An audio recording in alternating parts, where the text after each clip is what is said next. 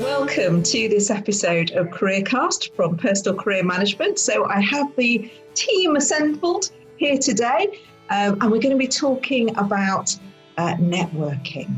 I know lots of people, the idea of networking sends them into a kind of nervous frenzy, but hopefully today we're going to kind of show you some tips and tactics that are going to help. So let me just do the introductions. We've got Jane Garrard, we've got Joe Thurman, we've got Adrian Marsh, and Colin Lloyd. So welcome to you. Good morning, everyone. So, well, let's just kind of kick off by talking about networking and saying, why bother? Why should we do this? Jane, what's the point of networking?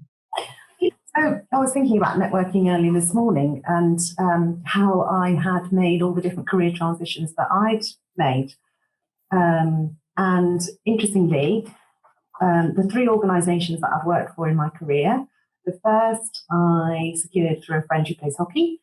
The second, I returned to a business contact I'd met a couple of years prior, and that led to a job offer. And the third organisation I've worked for, Personal Career Management, I'm here because I saw an article on BBC News about 10 years ago about personal career management, and I wrote to you, Corinne, and that's how I landed. So you are, a living embodiment of networking and the success of networking. Yeah, and I hadn't actually thought about that question before. I thought, oh gosh, yes, it happened. It worked for me. Well, that's right. Well, let's go around and see who else in terms of your career. Where's networking worked for you in the past? Joe? I don't think I thought about that either, Jane, but interestingly, many years ago, I was a recruiter, and one of my top fave candidates, who I thought was extraordinary as a young lady, she came back to me when she created her own business and asked me to join her, and I went to work with her for 6 years and had an amazing time. Yeah. Colin, any networking stories from you? Lots, but I'll keep it to the ones that I can actually mention. Similar to Jane, I think at least 3 of my career moves have come from people that you know through your business networking. And I think as a recruiter, similar to Joe, there's no substitute for making sure that you're plugged into your network, because that's where you get the recommendations from, and that's where you get success. So yeah, personally, it's worked for me. And also from a business point of view, when I first started working with personal career management, I did quite a bit of networking, and that resulted in quite a lot of business coming my way because of just being around and people knowing what you were doing. Very good. Now, Adrian, your networking stories. Definitely, I've got at least one of my jobs just through contacts that I knew before, but also the other side of the fence, I was a manager for many years, and I have hired lots of people that I've worked with before who called me and said, how are we going? And turned out there was a job that they were ideal for. And the best hires that I've ever brought in the company were always employee referral schemes, where somebody within the company brought in a friend of theirs, and it was much cheaper. Sorry to the ex-recruiters on the call, but it was much cheaper. and they were really good people, because the people who were in the company had a vested interest in bringing in good people. So yeah, it definitely works. I got into career management through a networking contact. I was working in HR. And it was somebody who I knew because I used to be on a CIPD committee, but also from the course, the HR course, the CIPD course that I studied. So I hadn't even thought about going into career management before. So that was a big career change, but they approached me to do some work with them in career management. So actually, we're not just kind of empty throwing this out. Yes, networking is very helpful for those people over there and for our clients. Actually, we've used it ourselves and we've benefited from it ourselves. Yeah. So when does it work and when does it not work? Because people are worried about networking, aren't they? They're worried about getting it right. So, Adrian, if I come to you and talk about what are the things that you can do right? How do you make networking work for you? So I always encourage people to start off gently. Okay, so start off gently. there are many people that you know that who are former close colleagues, maybe former managers. You can start there, and you can't go wrong, with starting with that. And it gives you an entree into, it's nice to catch up with those people. They've got a good reason for you. I think you can sometimes go wrong if you approach someone who you don't know so well, and maybe you're just a bit too direct about, looking to get something directly from the connection, like, got any jobs going, is perhaps if you don't know people so well, maybe you want to be a bit less direct about things. Yes. So, Joe, that kind of pitch and that tone, you don't want to say, yes, give us a job. But what should you say? Well, I guess it depends on what your circumstances are. So if you are looking for work, then obviously that's your agenda, but it's not necessarily what you lead with. So it's about softening that. I think one of the things where networking lands well is it's not completely out of the blue. And the first time you've heard from somebody in many, many years is with have you got any jobs? So it's got to feel a little bit two-way. So how are you? What's going on in your world? See things have moved on for you. And hopefully they will then ask, how are you? And then it feels more like a dialogue rather than I need you at the moment. So it's a bit more of a conversation rather than a transaction. This is what I want. Can you give it me? Yes or no? Right. Then you move on. So Colin, how do you build those relationships? I mean, you said that you've benefited both personally in your career, but also, in terms of running a business as well. How do you build those relationships? I think for the business ones, I mean, when you say networking, it's important to kind of get the definitions right, because there's using your network, which is the people that you know. So by definition, you kind of already know them anyway, as opposed to formal networking, where you're going to a formal networking meeting. Both can be quite harrowing. And to go back to what Adrian said, you need to know what you're saying. For me, I think the first business networking meeting I went to was absolutely horrendous, because I didn't know what I wanted from there. Didn't know why I was there. Didn't know the audience. So kind of stood up and said, I kind of let people help them understand what they do what they want to be when they grow up. People kind of looked at me and thought, that's not gone really well. So it's about understanding your audience and also knowing what you're going to say. But there is that definition between formal networking, i.e. where it's an organized event, and using the wrong word, engaging with the people that you know. But it should be a two-way street, as Joe said. You don't want to ring up and say, I'm stuck. Can you help me? I need a job. But having said that, if they're close to you know them, some people you can say that to. I'm struggling at the moment. Just need a little bit of help. Anyone you know, anyone looking for work or anything like that. So it's knowing your audience, I guess, knowing where you're networking.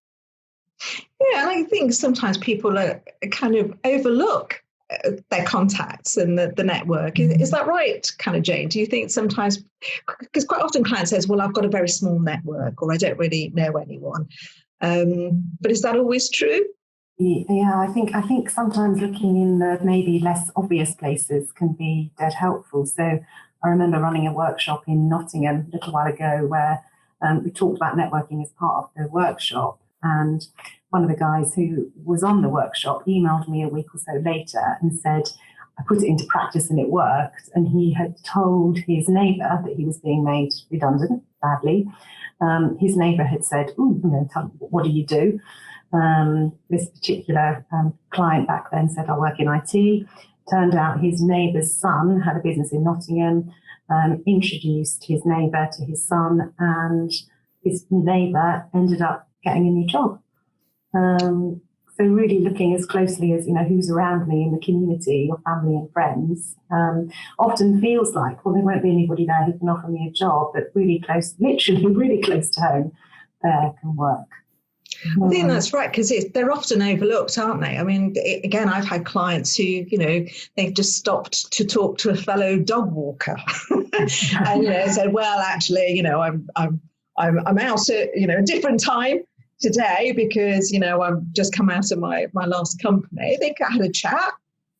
his fellow, he'd never, they'd nodded in the past, but they actually stopped and had a conversation, and he got a lead there and he got a job through there. So it actually can be in quite surprising places. It doesn't need to be at a formal do or, which kind of leads us, Joe, to the fact that I guess that not many people are going to networking do's right now.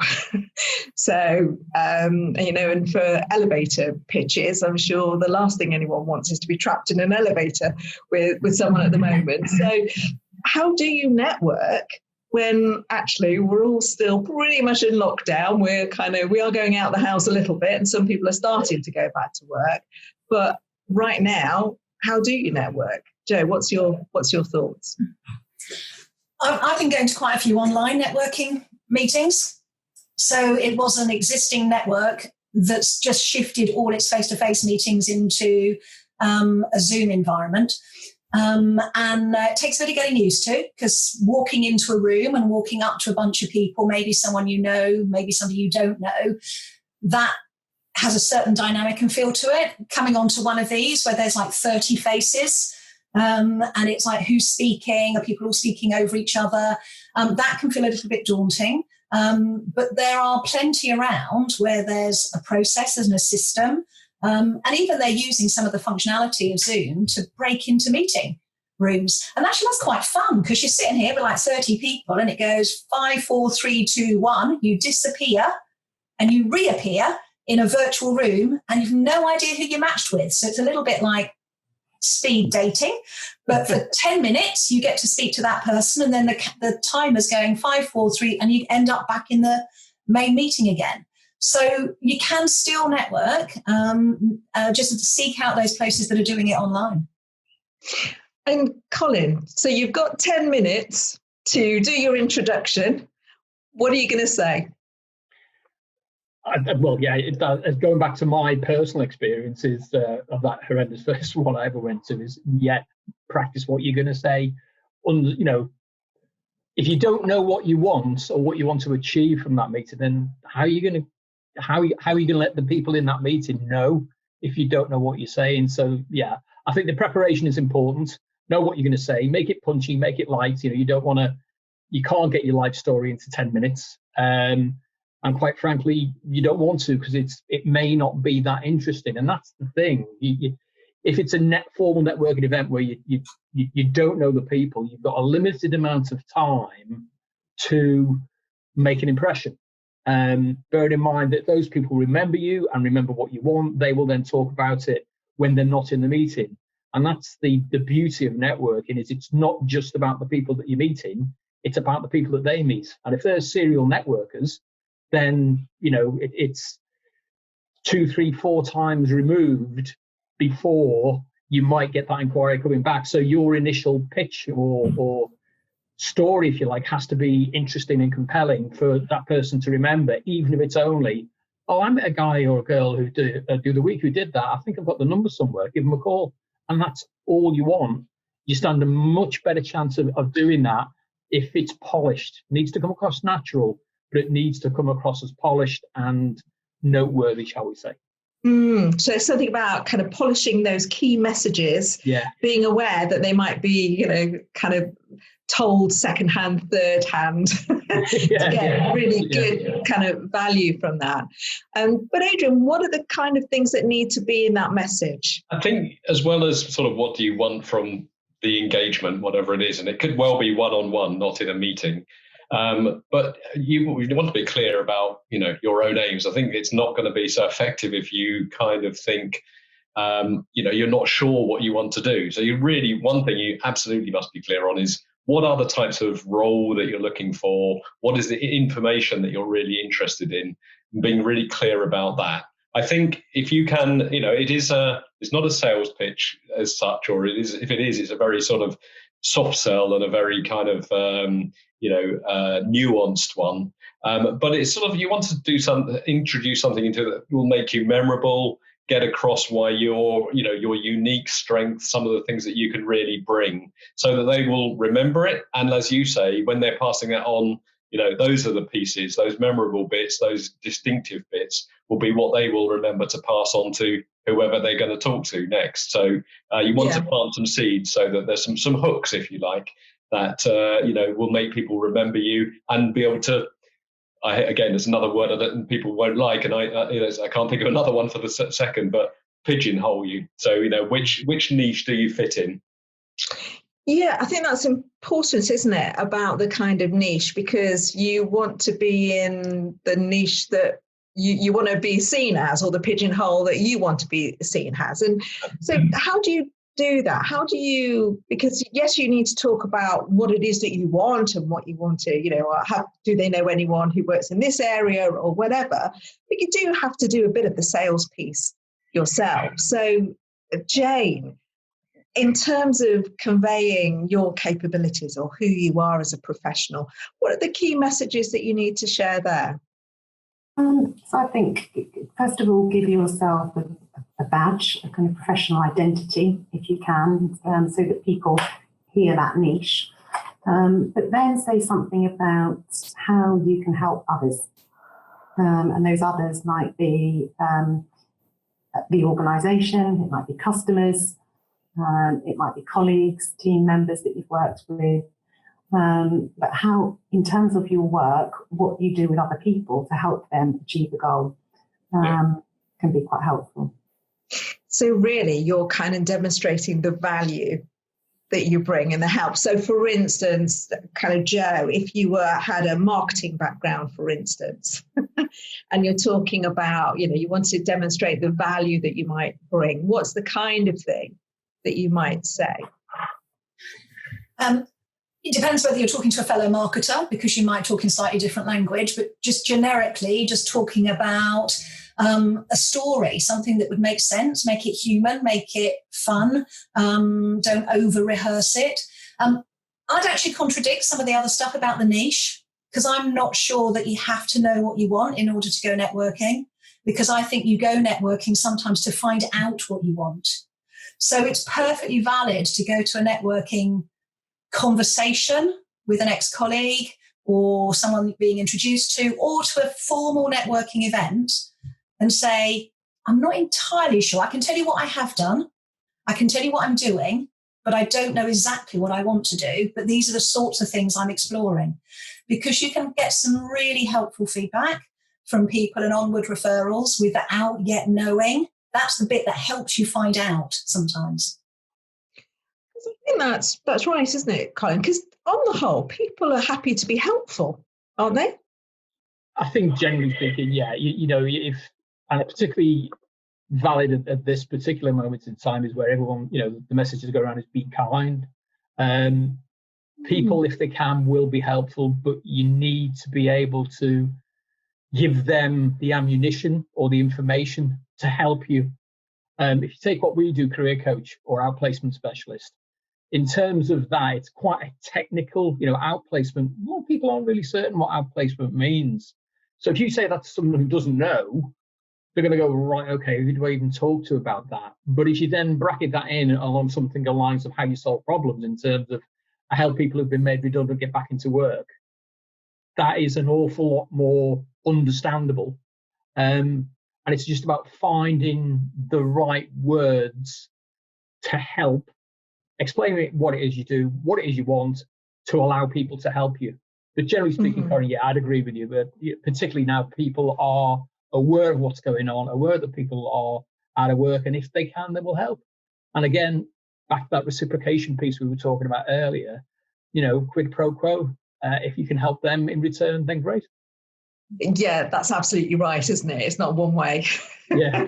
It's got to be two-way. And Adrian, the online networking is kind of very interesting. I kind of see all of these kind of popping up, and they're on Eventbrite and Meetup, and I think a lot of the Chamber of Commerce are doing these events, and actually a lot of kind of institutes, professional institutes are also doing these at the moment. So I think everyone's kind of cottoned on to this. But do you think there's some advantages, Adrian, of the online networking? And I'm thinking about, for instance, if you are a bit more introverted, the idea of going into a room full of strangers, in real life is, pretty daunting. are there any advantages for other people? I think there are a number of advantages, actually. I think one is it's much easier. There's a networking event that when it was meeting physically, I didn't used to go that often because it was quite a distance from me and it met at quite a tricky time. So I didn't actually get to go there that often, but I go more often, and I noticed the numbers of people turning up to go has increased.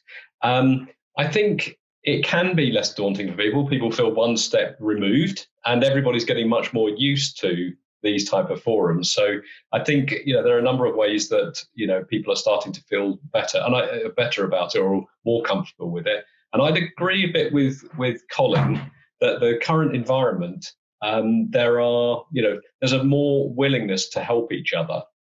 And I have seen posts, for example, online where managers, have been saying, I'm sending this message out to anybody who's ever worked for me. If you're currently looking for work, for example, that I will, please approach me for a reference, or if I can put in a good word in elsewhere. So there is there's much more of a willingness to, there's a recognition that it's a tough time for people, and a willingness to help.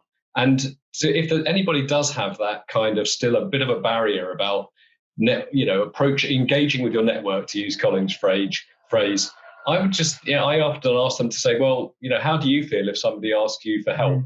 A, are you willing to do it? And B, after you have helped them, how do you feel about it? And then they realize, wow, of course, I'm actually, in a way, you're doing a favor for the people that you're approaching, because they'll enjoy doing it. And it'll make them feel good if they can do something to help you. And they certainly won't be reluctant to. I mean, it's very, very rare that somebody will go away and tell you to go away. They might not respond. That might happen if they're very busy. But there is generally a big willingness to help.